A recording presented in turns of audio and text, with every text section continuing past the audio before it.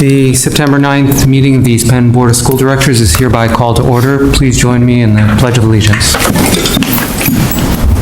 I pledge allegiance to the flag of the United States of America and to the republic for which it stands, one nation, under God, indivisible, with liberty and justice for all.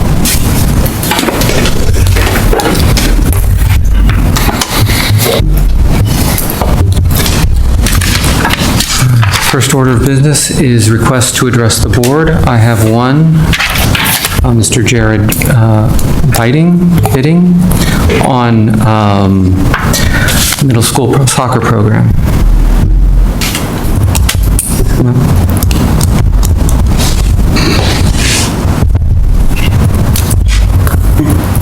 I come here tonight requesting that the district consider investigating the, I'm assuming, implementation or possibly re-implementation of middle school soccer program. I know prevailing wisdom is that there's a lot of opportunities out there for students in the middle school for soccer with the various club sports. I'm here after multiple years of experience with some of those club sports to tell you that unless someone is willing to invest multiple seasons and a considerable amount of money, those opportunities really don't exist for all middle school students. I think there's a good population of middle school students being left out from the ability to play the sport, and that a program within the school district itself would be advantageous for them. I understand there's a lot of factors that go into that, including, cost, fields, and such, but it's something I truly think the district should consider. Thank you. Thank you.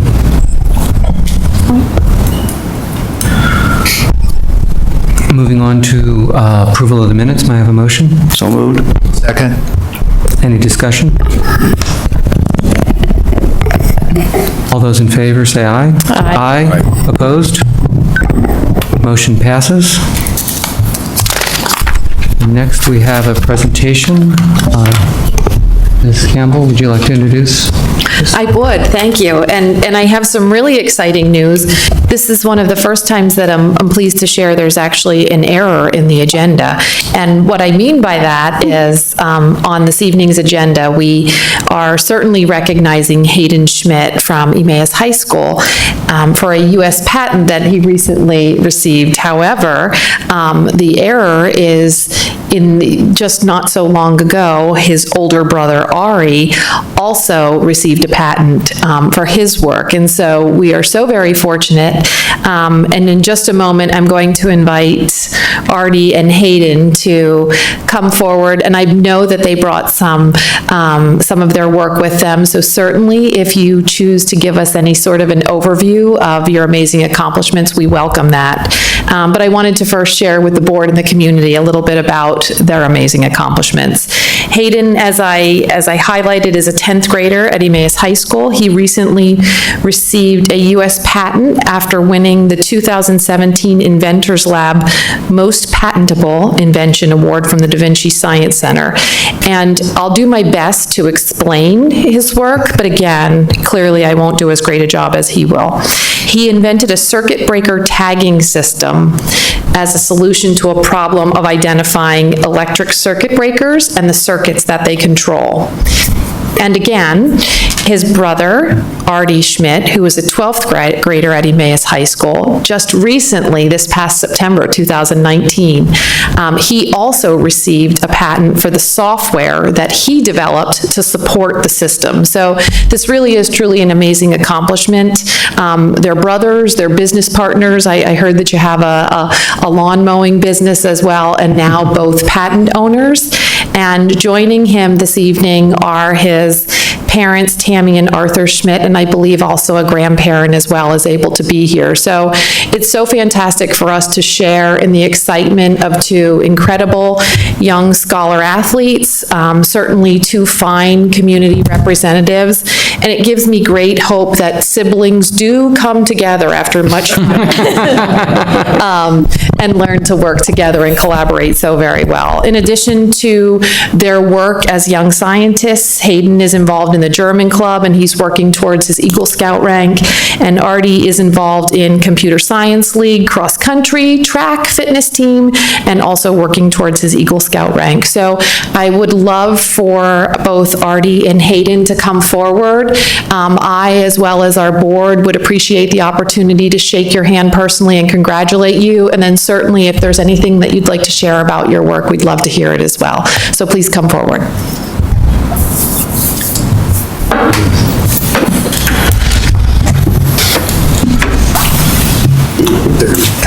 You want to? Congratulations. Congratulations. Congratulations. Congratulations. Congratulations. Congratulations. Congratulations. Great job. Congratulations. Great job.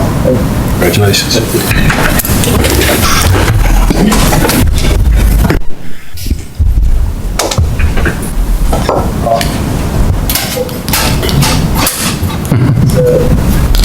Thank you everyone for having us here tonight. Amen to my brother, and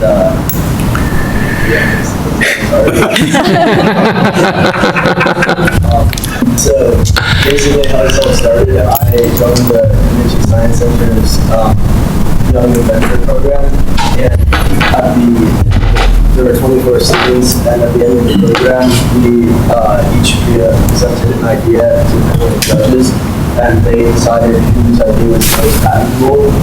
So I won, and I was able to apply for a patent, which basically a voltage bot in line in the patent office for 1 year until you can apply for a full patent.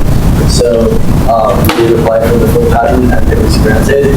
So basically what that patent does is it's a way to identify which circuit breaker switcher controls circuits in your house with your phone. It's a lot easier than going to the basement and switches until you find the right one. So if you wanted to, for example, change that outlet or replace it or whatever, you need to find the switches that is. So you could read this paper here, but that can take a while until you find the right one. But and you can also turn off computers and stuff, which you don't want to do.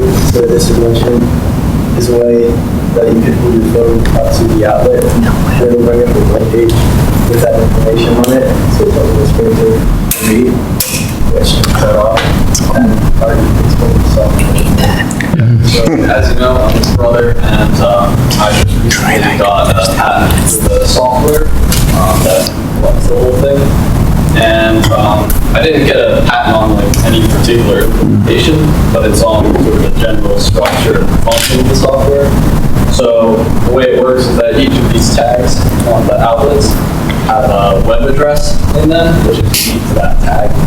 So that then when you put your phone up to it, as you saw Hayden do, it'll bring up the web page that displays information specific to that tag, which is brought in from a database.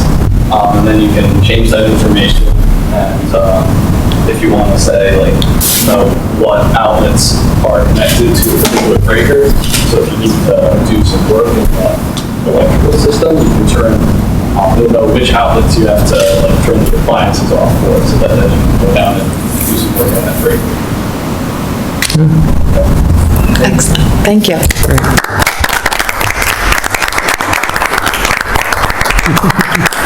I just want to take this opportunity, as many of you know, our district has been doing a lot of work with developing a profile of a graduate, and that identifies characteristics such as innovation, problem solver, innovators, problem solvers, individuals who are resilient, and I think these two young men are certainly great exemplars of our profile of a graduate.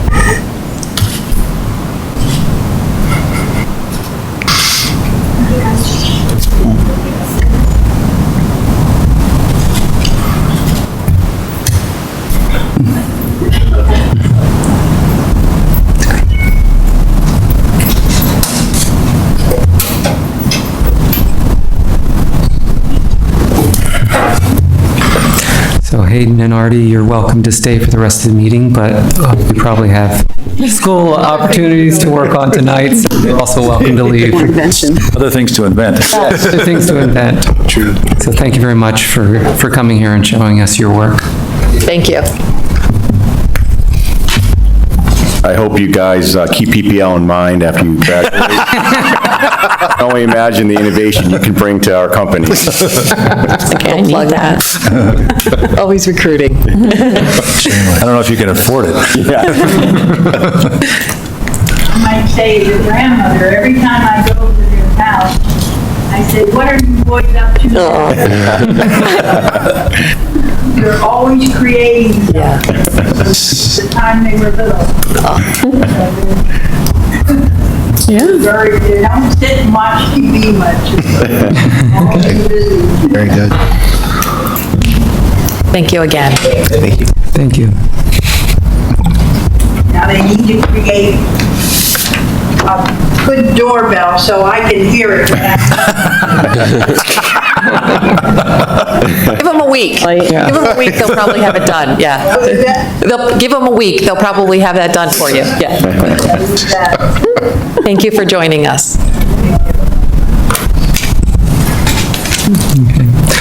Moving on, next on the agenda is the report of Superintendent of Schools. Mrs. Campbell?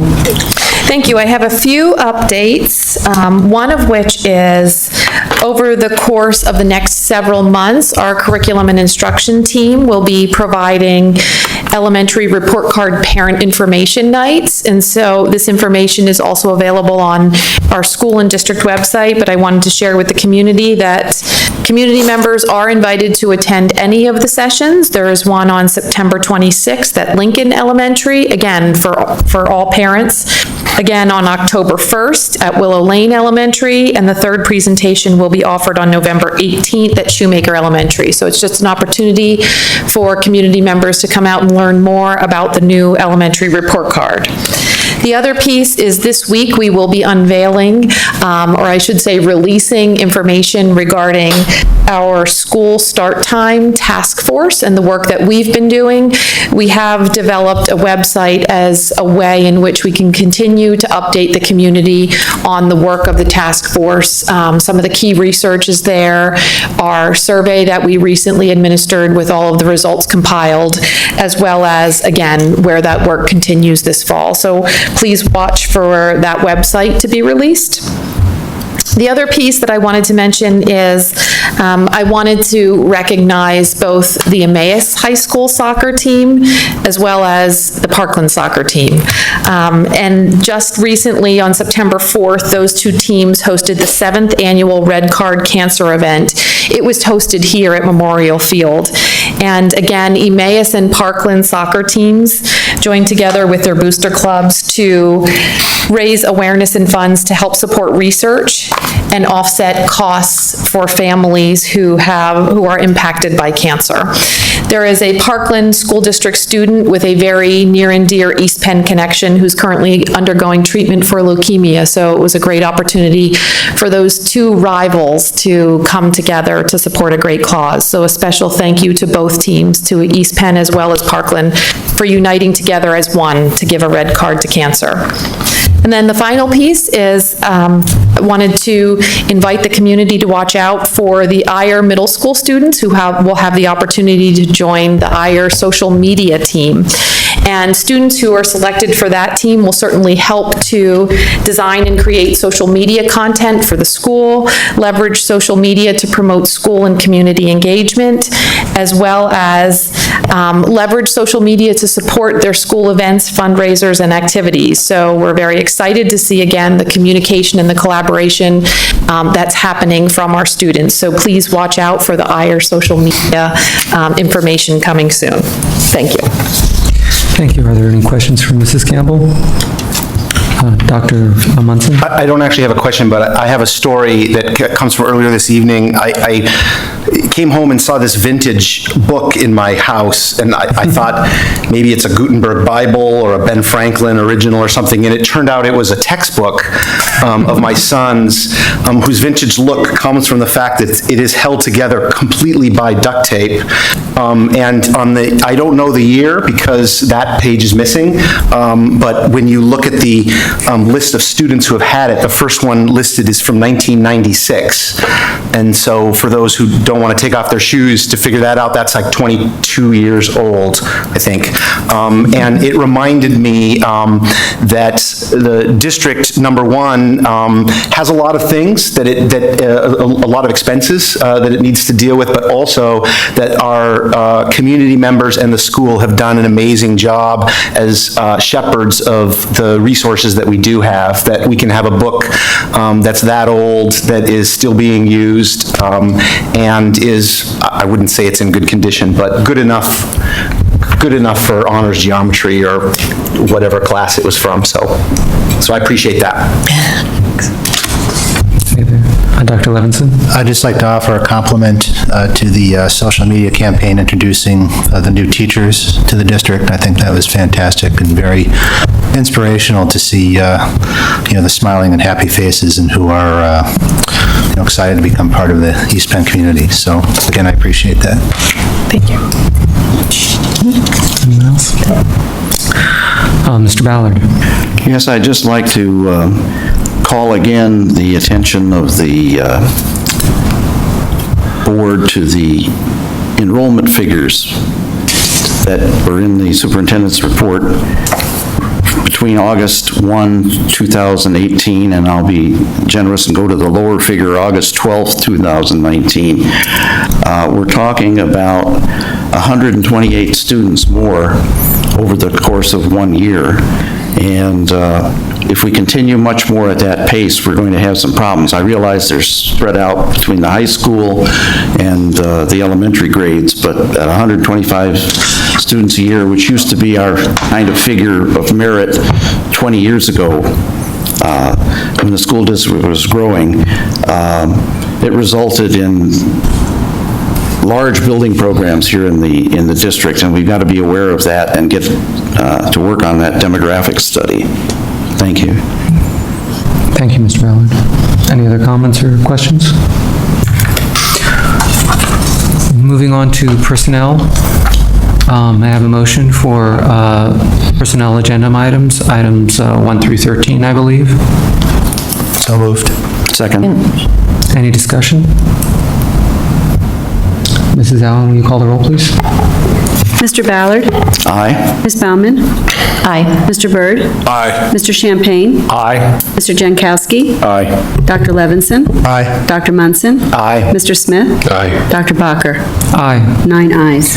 Motion passes. Moving on to a motion for the approval of changing our practices regarding resignation and retirement of district employees on the agenda.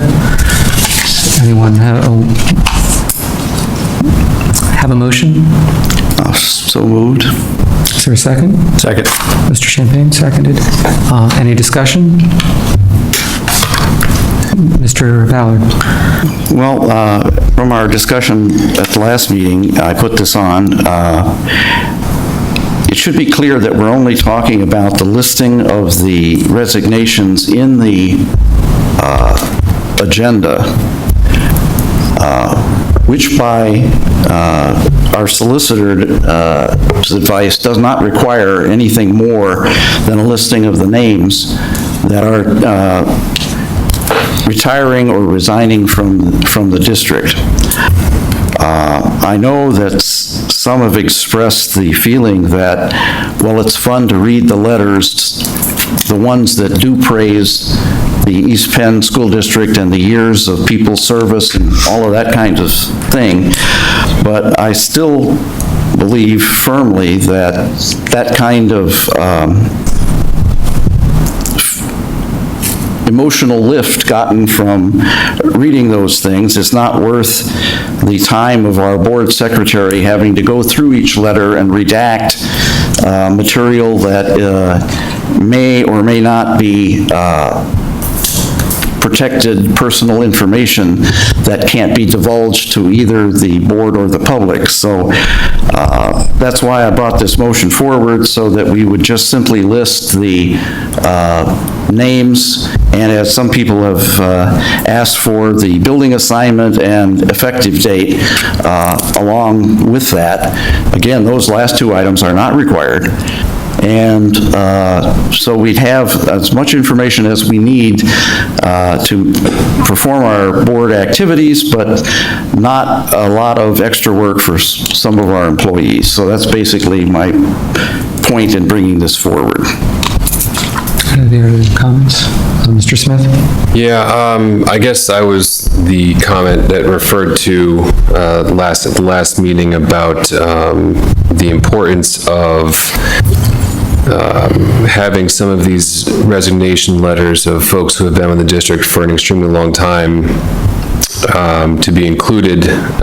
So it's not really about fun and frivolity and reading fun stories. It's about the history of the district and the people that have contributed to its success.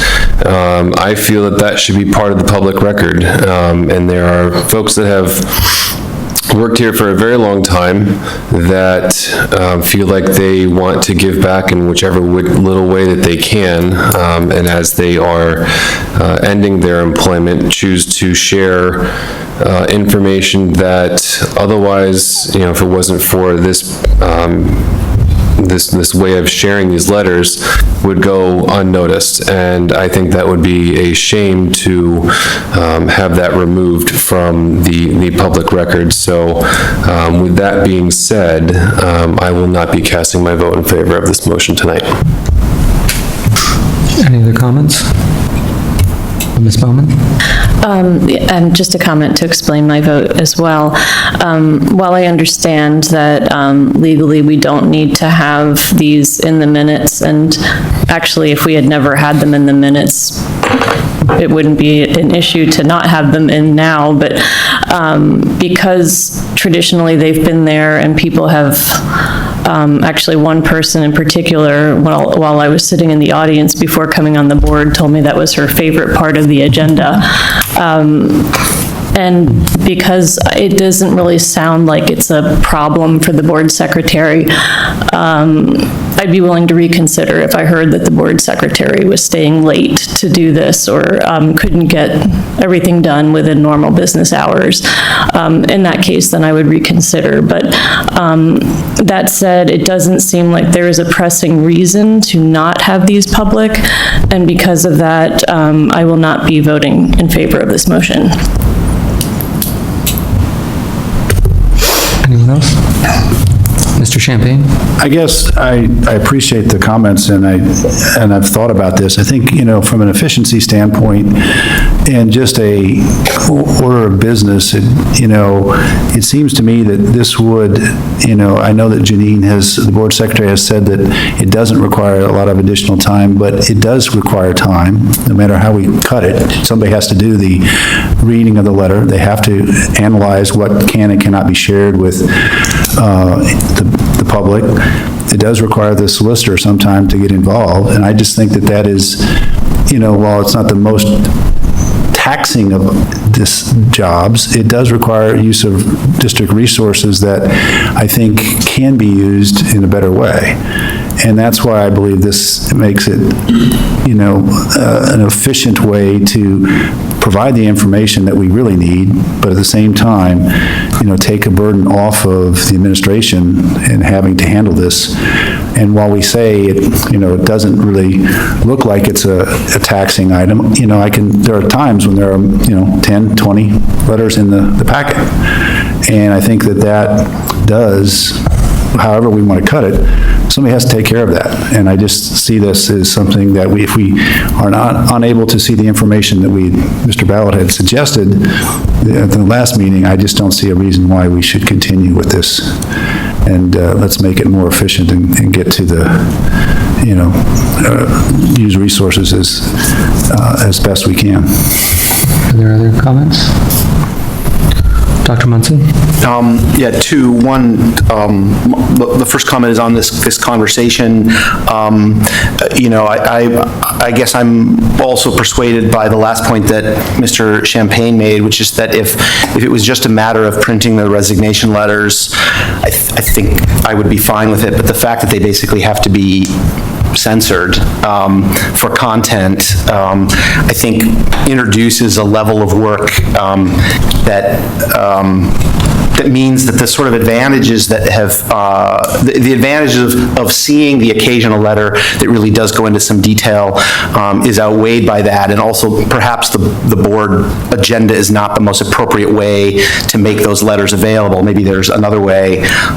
So that's point number one. Point number two is actually a proposal. I mean, I actually want to offer a friendly amendment, and this is actually mainly to future-proof the wording of the agenda, the wording of the resolution, because it seems like it's overly narrow in its, like it doesn't allow for anything else to be included. And you could imagine a future board or the administration wanting to include something else. I don't know really what it is, maybe years of service or something. And so I wondered if the resolvers, the people who made the motion, would accept an amendment to change the language so that it would be, it would say maybe limited to the list of names rather than is to include only the list of names. That's fine. That's fine with me. Okay, so friendly amendment, the item being discussed is hereby amended with that text. Great. Anyone else? I would like to go first before your second time. As I mentioned last meeting, my first thought is sort of a pro-transparency lean, that if we've been doing it, we should probably keep doing it. However, I did look back at several past agendas in preparation for this, and I do agree with Mr. Champagne's argument that while it's not a large amount of time, it is time that could be devoted to other things. I also just realized going through that in most cases, the information in the agenda, in the resignation letters is pretty perfunctory and not really earth-shattering either way. I know when there is a long-term employee that resigns, we often have a special notice outside of the agenda items by either board members or the superintendent. So that is a way to recognize long-serving members, especially if their years of service are noted on the agenda. And just one final comment, in looking back through the past agendas, the one time I did see information in the letters that was very helpful to me personally was the meeting that Mike Mahalik, Heather Sladoff, and Laura Whitman resigned, and reading their resignation letters to find out that they were leaving to take other jobs in the district was very helpful, and not having to wait till Monday to find that out. So I would hope the superintendent would share that information if that's the case in the future for valued employees. Thank you. Mr. Ballard. Yes, one further thought has occurred to me. We're also, in some ways, setting up our board secretary for failure. Because if, for example, she doesn't redact something that should have been redacted, who then is responsible for that information being made public? If someone has the job to make sure that the material doesn't get out into the public, and then by mistake or omission or whatever, causes that information to be in the public, then we're putting an employee in jeopardy for something that is not particularly worth having done that, besides the amount of time that she has to spend on it. So that's where I'm coming from. Mr. Smith? One last point or thought on this. You know, if this motion passes, I would hope that if someone with several years of vested interest in the district were to retire or to resign and move on, that not only would we recognize them for their service as we currently do, but I hope that we would find some mechanism for which they could come and share their story and give back in a little way with all of us, because that's part of the piece that we're potentially eliminating here. So, we recognize folks, but I think that there are several of them that want to, at least from the letters that I've read, that would like to give back to the district as well. And some final thoughts. Thank you.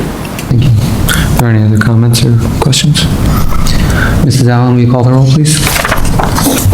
Mr. Smith? No. Mr. Ballard? Aye. Ms. Baumann? No. Mr. Byrd? Aye. Mr. Champagne? Aye. Mr. Jankowski? Aye. Dr. Levinson? Aye. Dr. Munson? Aye. Dr. Bacher? Aye. 7 ayes, 2 nays. Motion passes. Moving on to business operations. I do have a note in item C, contracts, that the lease agreement with Wesley Works has the incorrect property address. It should be 537 North Street. If there's no objection, Could we do C separately? Okay. I'm sorry, I meant to send that over the weekend and didn't. May I have a motion for items A, B, D, and E? So moved. Second. Any discussion? Ms. Bowman? I just wanted to mention that I'm grateful for these continued donations to pay off school lunch accounts, and it's always heartening whenever I see one of these on the agenda. So thankful to Kindness is Magic, and I'll keep trying to point them out when I notice them. Any other comments? Mrs. Allen, will you call the roll, please? Dr. Munson? Aye. Smith? Aye. Mr. Ballard? Aye. Ms. Baumann? Aye. Mr. Byrd? Aye. Mr. Champagne? Aye. Mr. Jankowski? Aye. Dr. Levinson? Aye. Dr. Bacher? Aye. 9 ayes. Motion passes.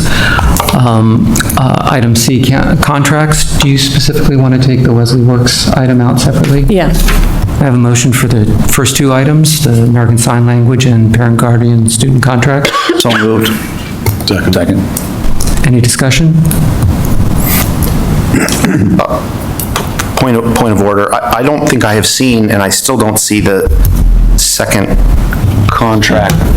It's not really it's just a agreement to pay the IRS. I see. Okay, I'm sorry. Thank you. IRS rate for student transportation. I was looking for an attachment. Okay. Yeah. Any discussion? I just have a quick question. This may have been addressed before, but how many contracts, parent guardian transportation contracts, exist within the district, roughly? Dr. Mirabella, do you have that data offhand in terms of the number of independent contracts we have with? We can get that information for you. Okay, I appreciate that. Sure. Thank you. But in all cases, I assume it's in cases where it's cheaper to have these parents drive the kids than to have a bus run. Usually for special education students. Ms. Allen, will you call the roll? Dr. Levinson? Aye. Dr. Munson? Aye. Mr. Smith? Aye. Mr. Ballard? Aye. Ms. Baumann? Aye. Mr. Byrd? Aye. Mr. Champagne? Aye. Mr. Jankowski? Aye. Dr. Bacher? Aye. 9 ayes. Motion's passed. I'll now entertain a motion for the lease agreement with Wesley Works Properties. So moved. Second. Discussion, Ms. Bowman? Yeah, I have a question and then a comment. The question is, this is for the property. I finally drove by the school today to try to figure out what this was. Is it the fenced-in area?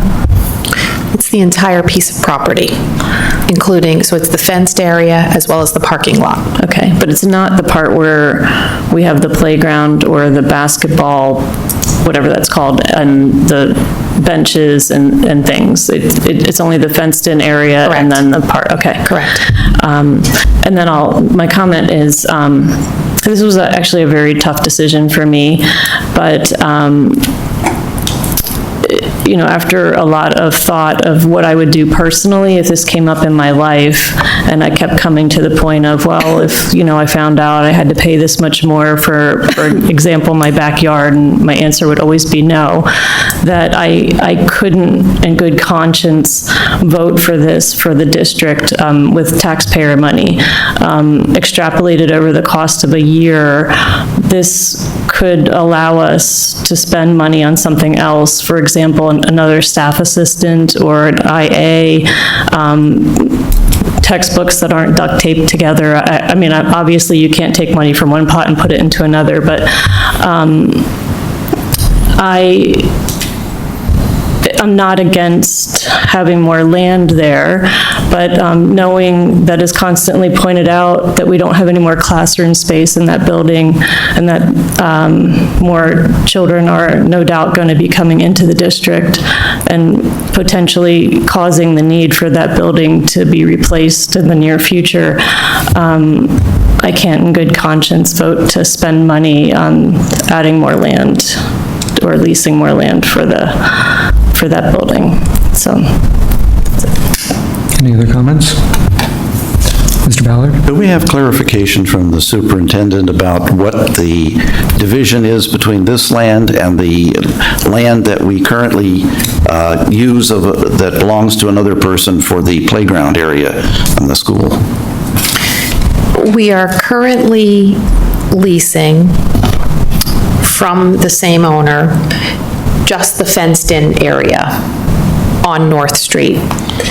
And the updated agreement, which would be the $1,500 a month, which would be effective October through December of 2019, is the fenced area as well as the parking lot space that is adjacent to the fenced area. So it's really the entire piece of property now at 537 North. So it does include the play areas that we currently use? Yes, it is inclusive of the play area, which is the fenced-in area that's been referred to. It now adds the parking space, which has always been a part of that entire area. So if, as I understand it then, if we do not have a lease for the entire property, we don't have a lease for the playground property? Correct. So we lose the ability to legally use that piece of property for the playground purposes? Yes. Okay, thank you. Go ahead. Mr. Champagne. Why the lease is only till the end of the year? That was at the preference of the landowner. So if we do nothing after the end of the year, we lose the playground rights anyway, correct? Yes. And is there any reason for leasing the parking area at this point? Do we need that area? We can certainly always use the parking area. And for those of you who are familiar with the piece of property which is located on North Street, you are very likely aware of the fact that parking around Jefferson Elementary is very tight. They have limited parking space area. We do have employees and or staff members who travel among buildings, and if there aren't enough parking spaces when they get there at a certain part of the day, they're then having to find on-street parking. So we can use that. The landowner, the property owner at this point,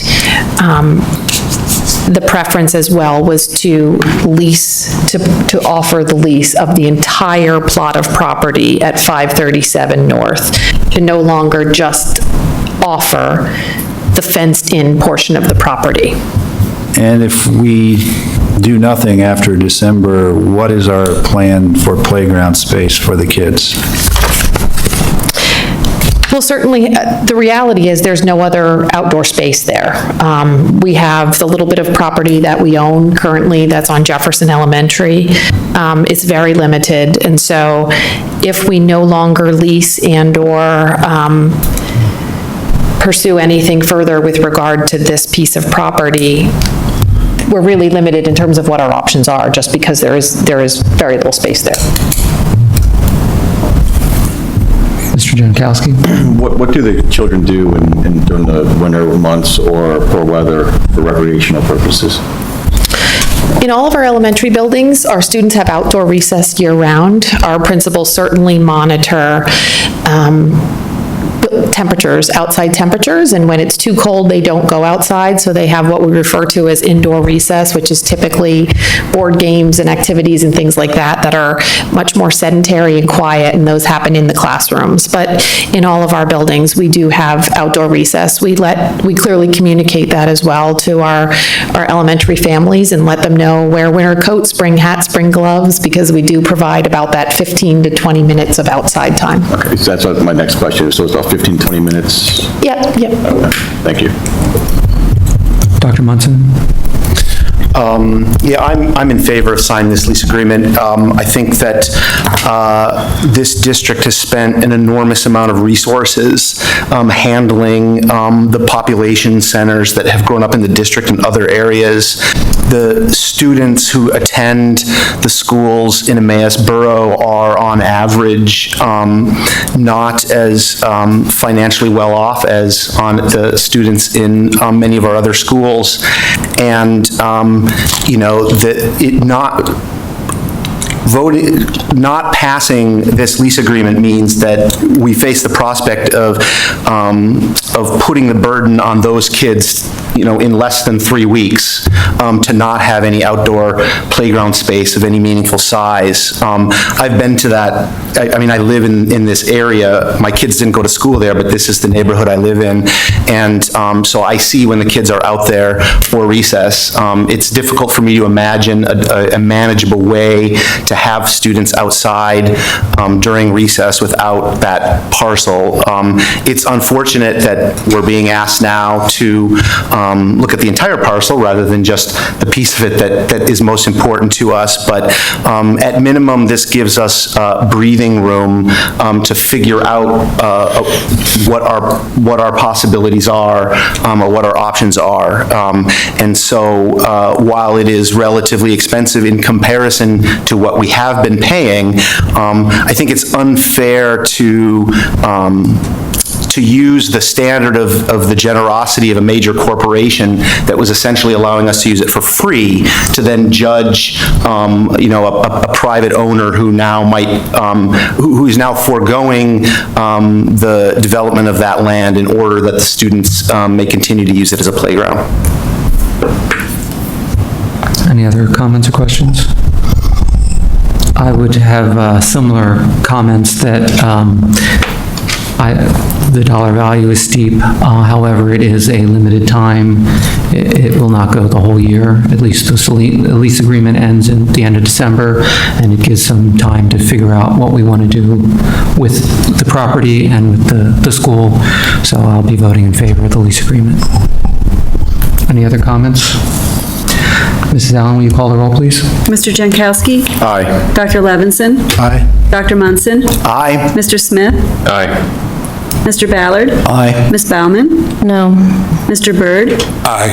Mr. Champagne? Aye. Dr. Bacher? Aye. 8 ayes, 1 nay. Motion passes. Moving on to educational conference. May I have a motion, please? So moved. Second. Any discussion? Mrs. Allen, will you call the roll, please? Mr. Champagne? Aye. Mr. Jankowski? Aye. Dr. Levinson? Aye. Dr. Munson? Aye. Mr. Smith? Aye. Mr. Ballard? Aye. Ms. Baumann? Aye. Mr. Byrd? Aye. Dr. Bacher? Aye. 9 ayes. Motion passes. Moving on to first reading of update of current policies. What? Oh, did I skip something? Sorry, I'm skipping you, Mr. Champagne. Report on LCTI, Mr. Champagne. Yes, thank you. The meeting was held on August 28. A couple, or 3 or 4 key items. The welding lab, as we know, is a key initiative up there right now. They've got it essentially enclosed. There's interior work being done, equipment is being installed. The project is still projecting a mid-November completion. That's a 3-week delay from the original schedule based on weather. It's on budget. which is a good thing. And the grand opening is being scheduled for sometime in mid to late January of all times, but that's when they want to do it, so we'll see how that goes. And students will be in it next semester. There will not be students in it this semester. They will start their work in the new lab in the spring semester. We had a presentation from Communities in Schools. They're on their third year of a 3-year contract that they have with the district. They recap the second year. The focus of their program is really on the Academic Center and their Career Academy. They serve about a third of the total students in that program, of those two programs. There's a single case manager up there, and she presented the results. As we do, they have a backlog of students wanting the services, but they seem to have shown both improvement in attendance and academic performance. I do have a copy of the presentation I can share with folks if people want to look at it. I thought it was a good discussion. I mean, they're dealing with similar issues at EHS, but they really have some additional things that they're really struggling with. Homelessness is one of them. They have a number of kids that they've had to, put into situations to find homes for them, and I think they've done a wonderful job in doing that. And then financial assistance to support, the programs up there. And then finally, some other items, and I'll let my colleagues who were at the meeting chime in if they have other things they'd like to discuss. There's an open house scheduled for November 14th. They are working to get ready for the 50th anniversary of the LCTI. That won't be this coming year, but a year after, and they're looking for people that were involved in 50 years ago, and I guess that one of our board members was involved 50 years ago. And then they've produced a number of marketing videos that on the Academic Center, as well as the Institute as itself, and they're starting to share those. And if Mr. Byrd, Mr. Smith, or Dr. Levinson have anything else to add, please do so. One other item, we have agreed to, with the PPL Center, to have a senior recognition night 2020. Has been agreed, and we had it last year for the first time. It went over very well. We had in previous years we had it at Parkland, and we didn't have enough capacity for all the people who wanted to come, and moving to the PPL Center has been very positive. So looking forward to that next year, next May. That's all I have. Comments or questions? Okay, now, thank you very much. Now moving on to the first reading of update of current policies.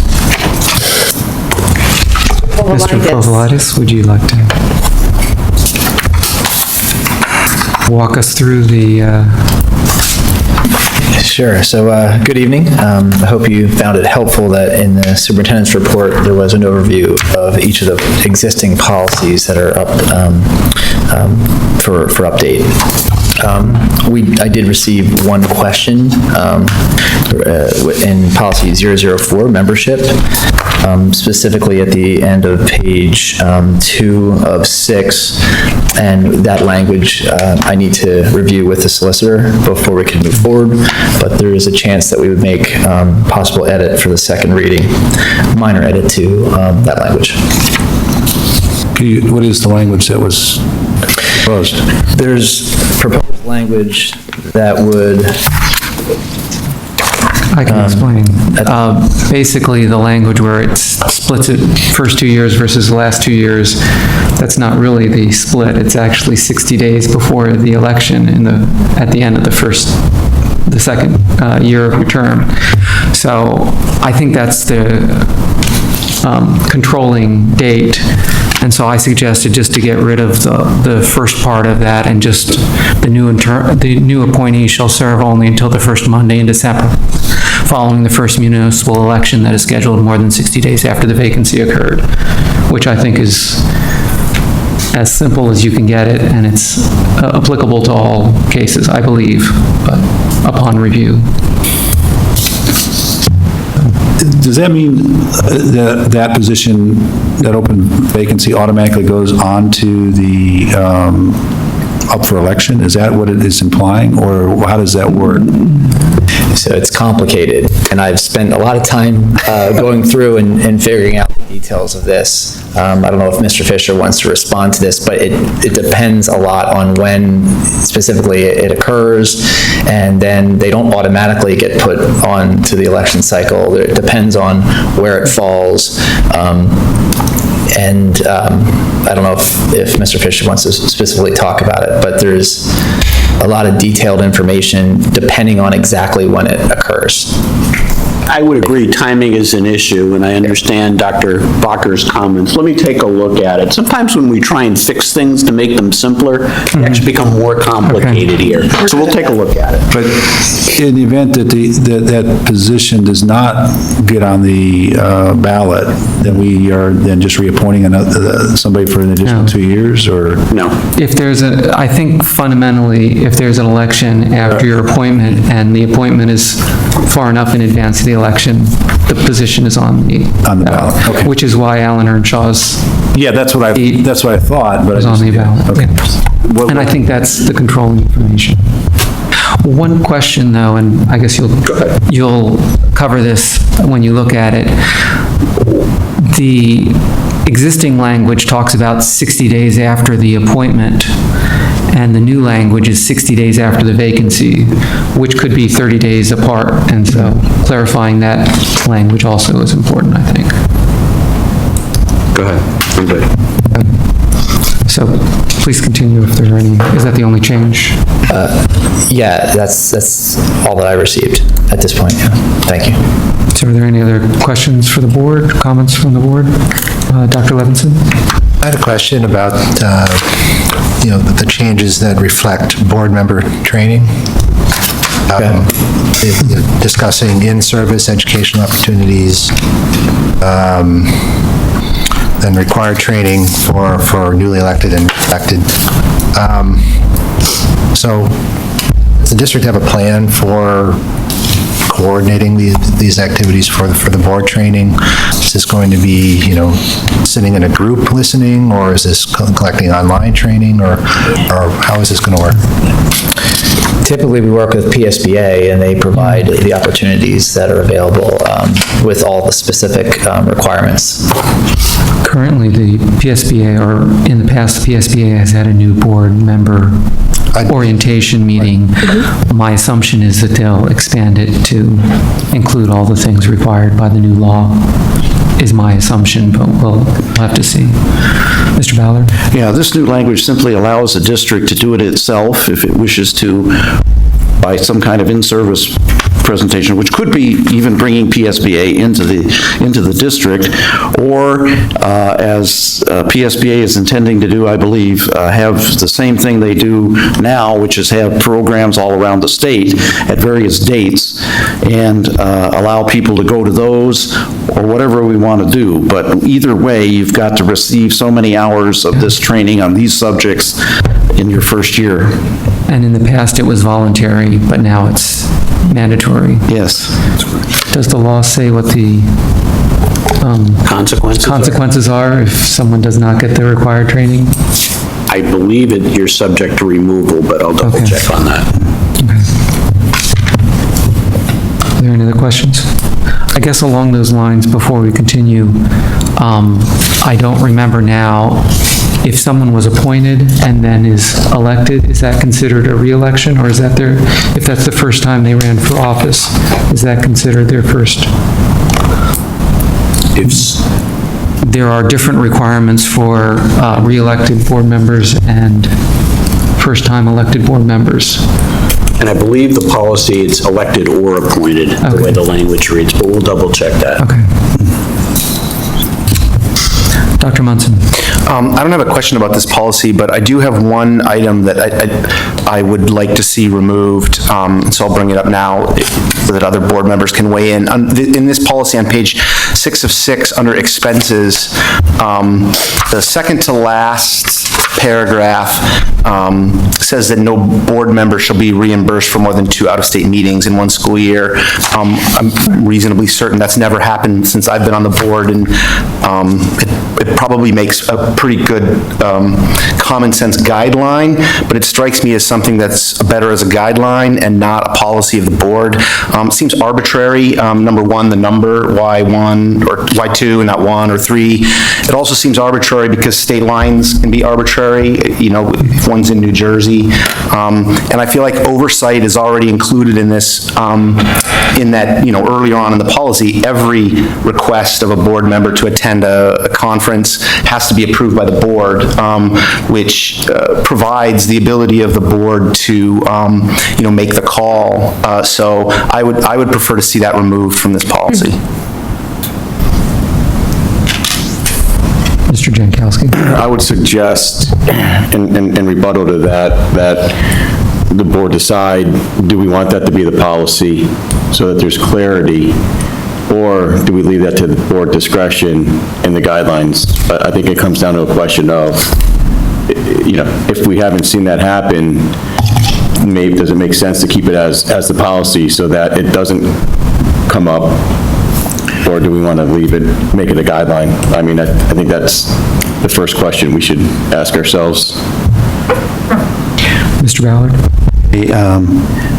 I would also like to see this stricken, because there are situations that are very peculiar, and they've never happened for this board because we don't have a lot of people who attend necessarily the National School Boards Association meetings, or go down to Washington for FRN, for example, in the same year that they go to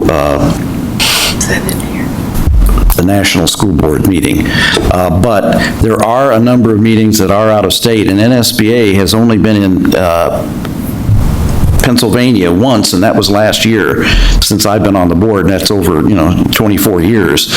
So they go all over the state and the United States. And so, for instance, if there was a presentation approved from one of our staff members on something to present at this national meeting, they typically want the board president to go along to support them in their presentation and answer questions about the district and things like that that are more appropriate for the political side of things. And this would prohibit a president from going down to FRN and then going off to the national meeting and anything else in the second year. So I'm not sure what this does, other than say, well, we're not going to allow people to go to these meetings very often. Well, it's more than 2 a year. I would be okay sort of in between saying without explicit approval, because I agree it's likely to happen. Mr. Fisher has said we're free to waive our policies and do something, approve something, but it would be nice to stay within the policy, and maybe requiring it to be explicitly approved that, yes, this person is attending 2 out-of-state meetings might be a way to, and we're okay with that. Yeah, I mean, one way to change this would just be to say, ordinarily, no board member will be approved for more than 2 out of state. Yeah. That would satisfy. I mean, I just think it's a straitjacket. It's a problem, or it's a solution in search of a problem, and that way, our policy states where we sort of what our expectation is, but we don't have to then waive flexibility. The policy. I mean, I don't want to debate policy.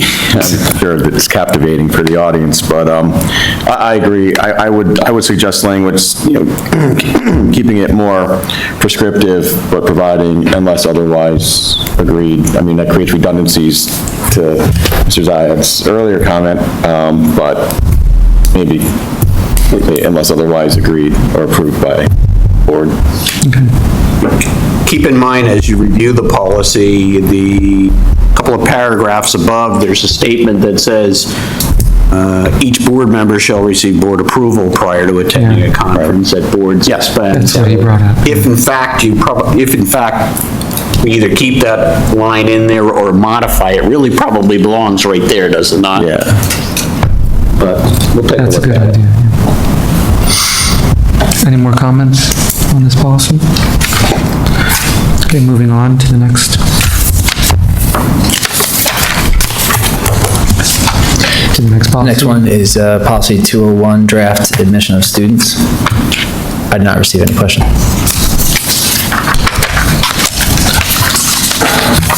Are there any questions? Can you just comment, these mostly looked to be changes with regard to the law changes? Correct. The change to the compulsory age is really, had PSBA take a look at several of the policies.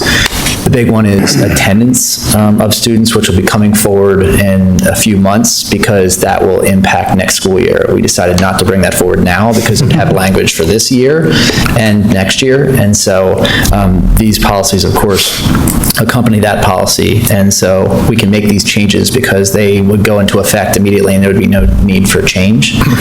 But they were reviewed along with the attendance policy. Dr. Levinson?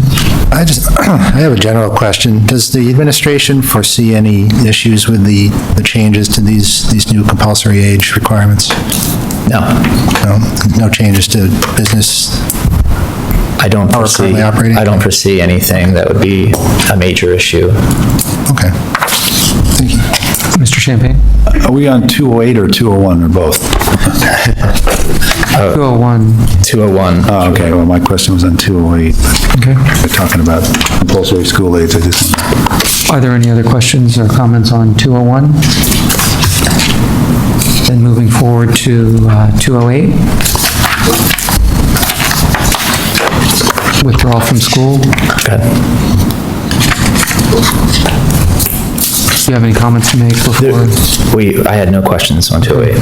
Mr. Champagne? So the term compulsory school aids, that's defined in the code now? Is that how that is? Because we don't talk about that as... It's always been defined in the code, they just changed the numbers. Yeah, that's what I was saying, and so why did we take out the number? We took out between the ages of 8 and 17, why are we taking that out? It was removed.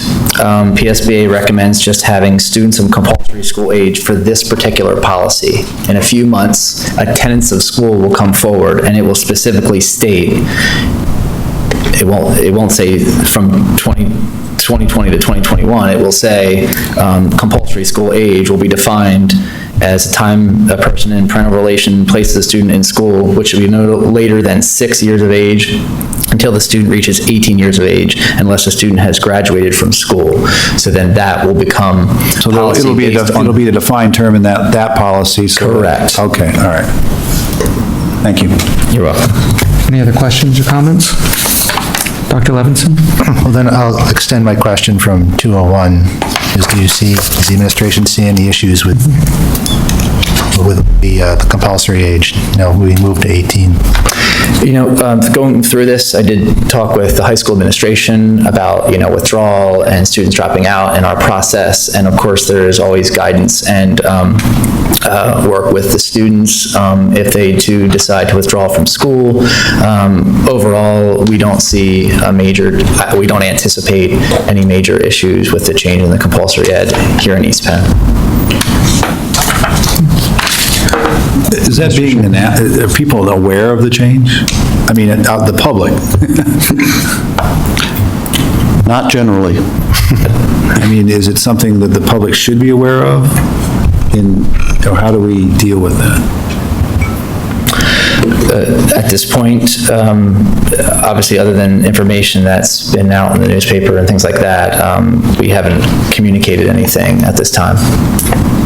Is it posted on the website in a way so that, I'm not suggesting we want kids to drop out, but I do think we ought to, and parents ought to know when they're supposed to be enrolled and when they're no longer. That's something we can definitely look into. I think the other piece is recognizing that the change goes into effect for 2020-21. We were simply trying to be very mindful and recognize that typically, once January hits, that's the time at which we begin to outreach to the community regarding kindergarten registration.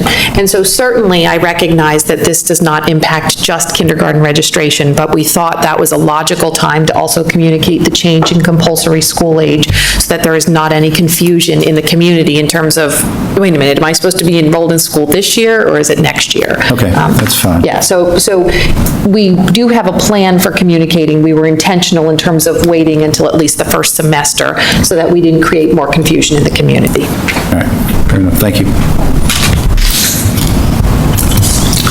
Any other comments on 208? Then moving forward to policy 209, health examinations and screenings. Again, I did not receive any questions on 209, so I provided the update for the superintendent's report. That's it. Any questions or comments from the board on 209? Okay, then moving on to policy 808. Any input from the board? Dr. Munson? Yeah, and let me just say, before I forget, that you had asked, that you had said you'd hoped that the updates in the superintendent report were helpful, and I want to say yes, they were very helpful. So I really appreciated the sort of rationale and so forth ahead of time. I feel like it answered a ton of questions that I would have otherwise had, so thank you for that. Okay, great. On this specific question, I am looking on page 5 of 6, the section, I'm trying to juggle windows here, under school meal service account and accounts. The guiding statute that is cited here for these changes is 24 PS 1337. I was unsuccessful in reading myself the details of this, but I guess my question is, does that statute require the district to reinstitute alternative lunches at the $50 threshold, or does it merely allow the district to do so? Based on what I've researched with this, it allows the school district, but I would like to check with Mr. Fisher on that before saying it's required. I think it allows the district to do so. Okay. I mean, I'm very interested in the answer to that, because adding this new language strikes me as a step back from what we had achieved 2 years ago with this. It essentially reinstitutes you didn't pay you can't afford lunch. And I guess I was actually particularly concerned that later, under the district schools shall be prohibited from, it's on that same page and there's 3 listings there. But interestingly, it takes the word, stigmatizing, and it deliberately and explicitly defines out of that term the giving people who can't afford lunch a special lunch, which strikes me as absurd on its face, and again, a step backwards in what we had accomplished. So it is my strong feeling that the only changes we should make at this point are ones that are absolutely mandated by law. We already have, a process for dealing with delinquent accounts. I double-checked and read it in it's not an addendum, but the attachment called the payment school meal accounts attachment. And in the absence of a strong argument by the administration that process is not working, I don't think we should go back to the days where we have a special lunch for students who have delinquent meal accounts. Mr. Champagne? I just wanted to say the comments that Dr. Munson had were my comments, and I concur with his opinion that we are taking a step back if we have to include this kind of language. Mr. Ballard? Well, the legislature felt otherwise, unfortunately. They were concerned not with the people who couldn't afford lunches, because they're already qualified for free and reduced lunch. here in the district. A free lunch, there's no possibility of stigmatizing anybody, because a free lunch is a free lunch. And a lower-cost lunch is a lower-cost lunch, but it was the people who were running up bills in several of the legislators' home districts of many hundreds of dollars for people who could, in districts where the average person could afford school lunches as they were. So that is why they rolled this back. And I'm not sure whether or not it's going to fall afoul of some federal regulations, but right now, the way the wording is in the law, I believe Mr. Fisher will find, is that putting in may does not force us to do it, but it comports with the way the law reads.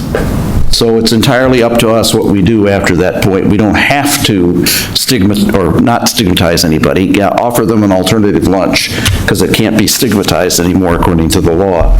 So it's just that the legislature felt that it had gone too far one way, and they put this language in.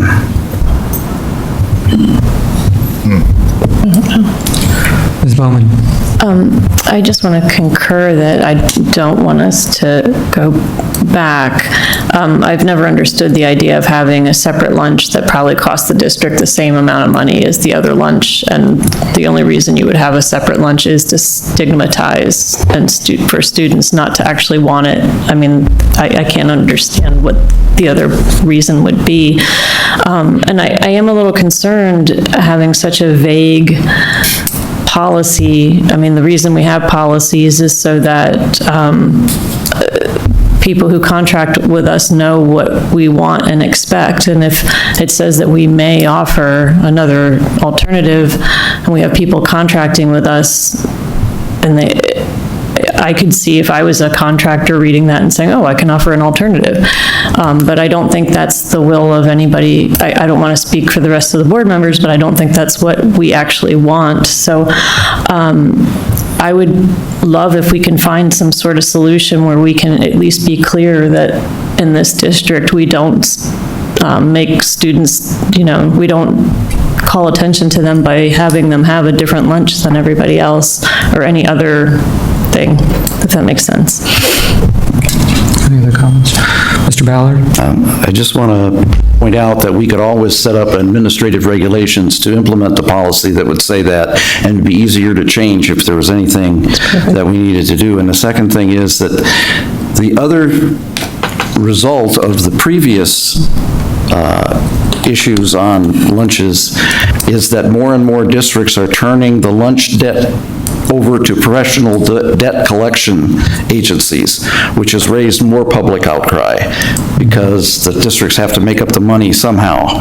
And that's another reason why the legislators were concerned about this whole thing. I'm not defending the legislators, I'm just trying to bring out some legislative background on why this occurred. Well, I'll just say I'm in agreement with Dr. Munson, that if it's not required, I'd like not to see the policy sets our expectations, and if it's not our expectation, then I don't see a need to have it in the policy. We're free to add it later if there's a problem we need to address.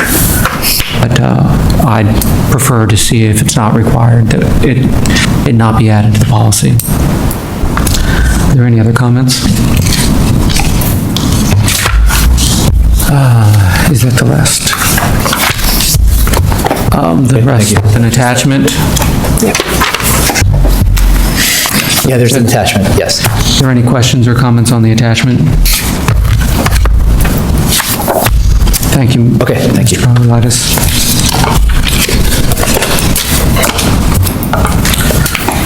Okay, moving on to legislative report. Mr. Ballard? Well, there's not much happening in the legislature itself right now. They're, like I said, still in election mode. And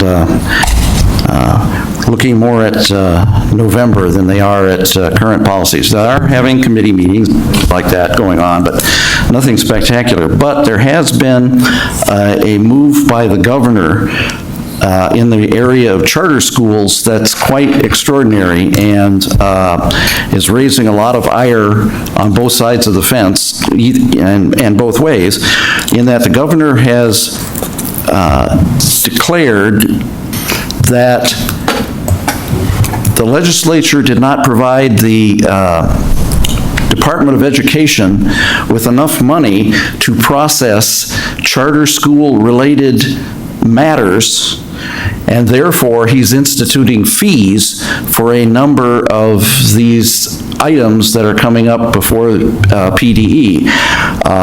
One of them is a fee for the application itself for a cyber charter school, where he's asking for an $86,000 payment up front to submit the application to PDE, since PDE authorizes those. We don't get a chance to say anything about it.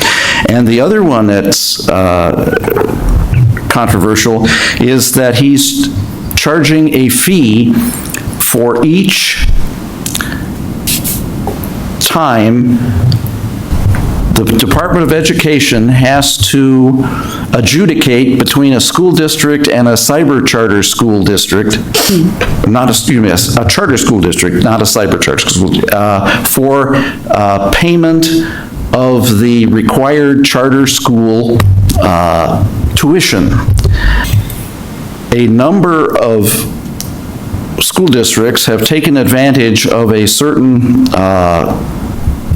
portion of the law that says that if a school does not remit its payments for tuition directly to the charter school, then PDE must step in and remove that money from the basic education subsidy and transmit it to the charter school.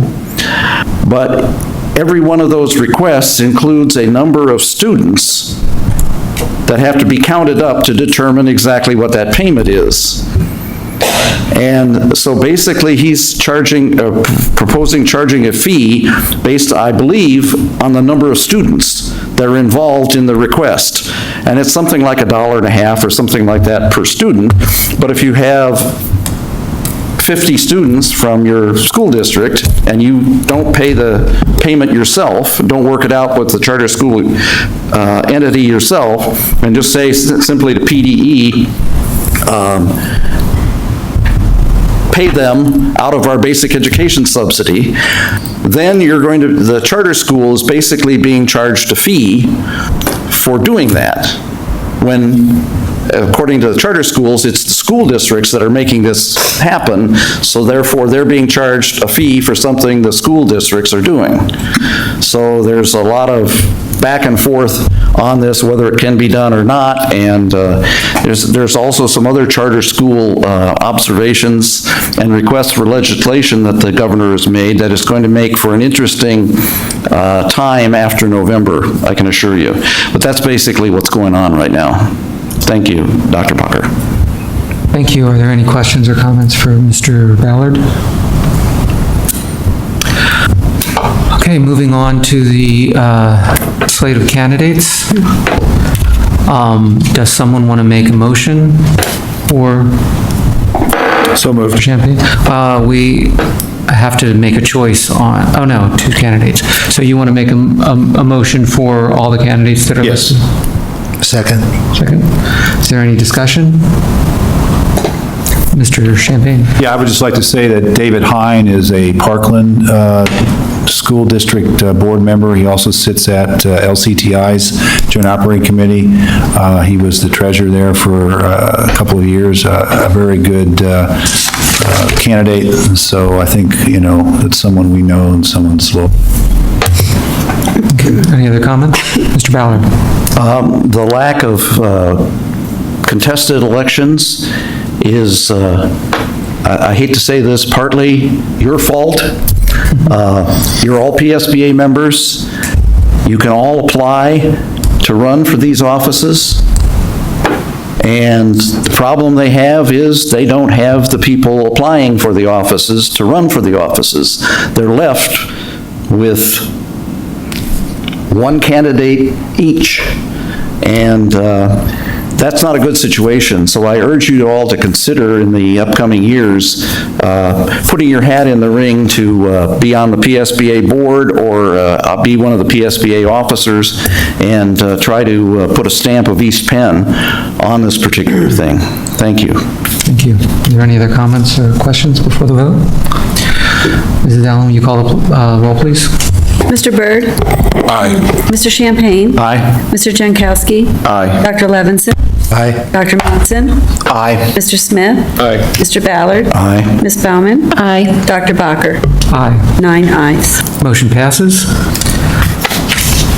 Moving on to announcements, we had an executive session on August 27th to discuss personnel. Our next regular scheduled board meeting is Monday, September 23rd at 7:30 here. I'll now entertain a motion to adjourn. So moved. Second. All those in favor? Aye. Opposed? Meeting's adjourned.